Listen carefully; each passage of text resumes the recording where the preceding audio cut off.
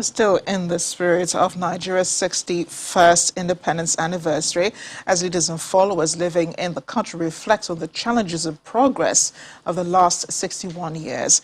One question that still needs to be answered is how the nation can get the best out of its number one asset, its people. Tonight, data and information consultant Babajide Ogunsanwo is here to share the latest insights about population and productivity over the past 61 years.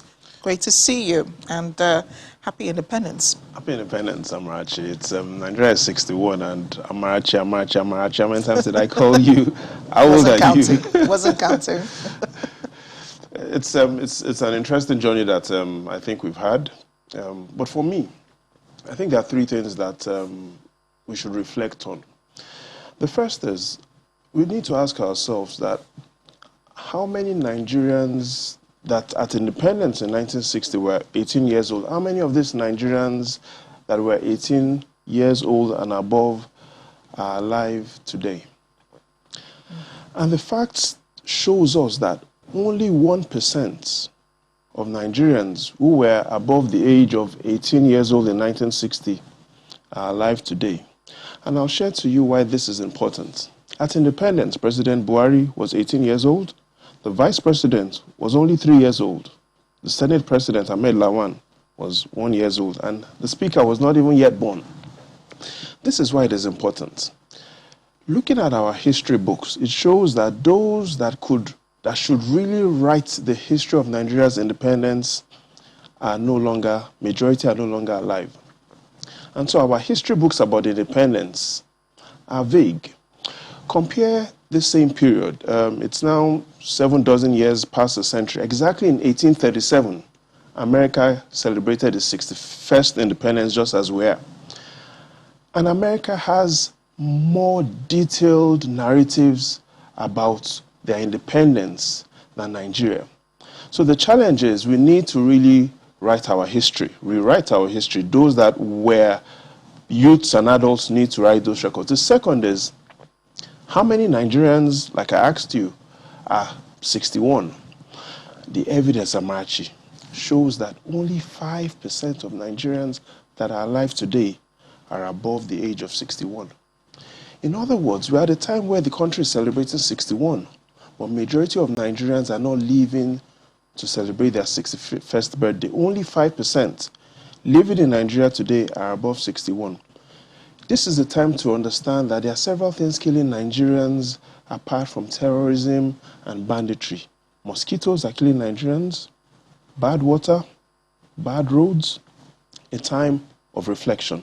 And finally, Amarachi, before I know you have a lot you want to ask me, and finally, we also need to reflect that the narrative that Nigeria's number one exports is crude oil is a false narrative. Oh yes, last year we exported, based on the facts available, 9.4 trillion naira worth of oil, the number one item on our export list. I guess you're going to say people. It's people. Here's what the World Bank tells us. In the last 10 years, Nigerians abroad have remitted over $200 billion back home. Nigeria is among the top 10 countries in the world that receives remittances.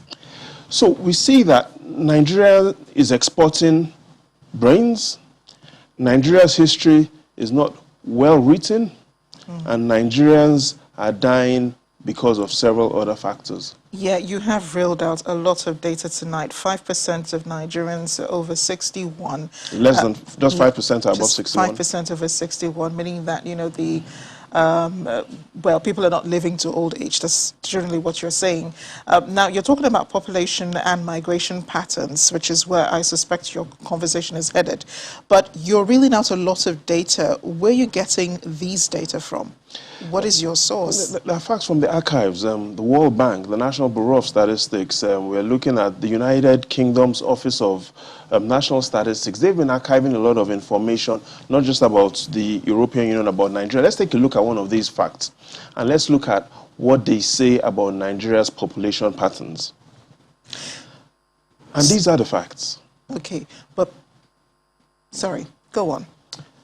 Amarachi, when Nigeria gained independence, the United Kingdom, and it's important that we really understand what's in front of us. The At independence, the United Kingdom had a population that was greater than Nigeria. At independence, Nigeria's population was only 45 million. The United Kingdom had a population of 52 million, more than Nigeria. By 2000, Nigeria's population had grown to 120 million. The United Kingdom had only grown by 7 million.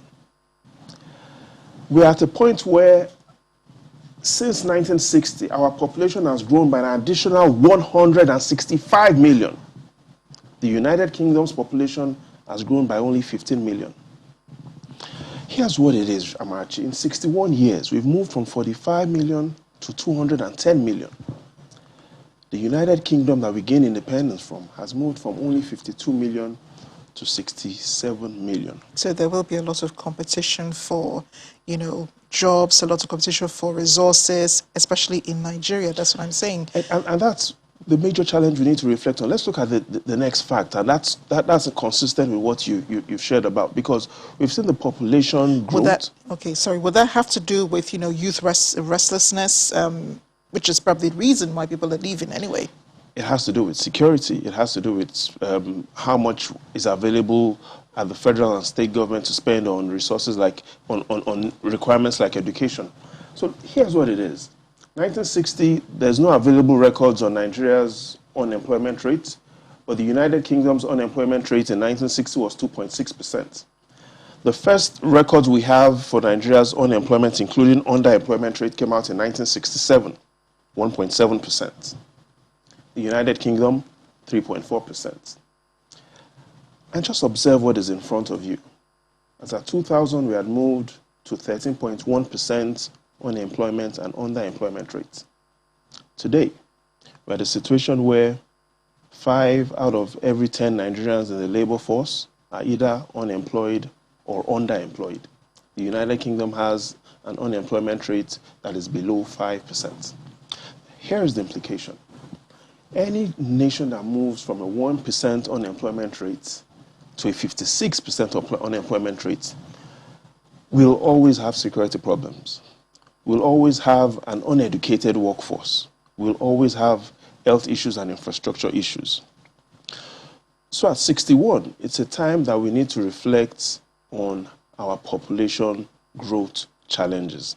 And we need to start looking at how we want to fix it. Reproduction is an issue, and a lot of this reproduction has happened from the northern part of the region, of the northern part of the country. In the final analysis, yes, we've talked about we writing our history properly. We also making sure that we do the right things. But let's not forget, if we don't take history into perspective, you know what a wise man once said, a nation that does not take its history seriously has no past and has no future. Majidi, always a pleasure having you here, and thanks for giving us a lot to chew on tonight. The pleasure is all mine, Amarachi.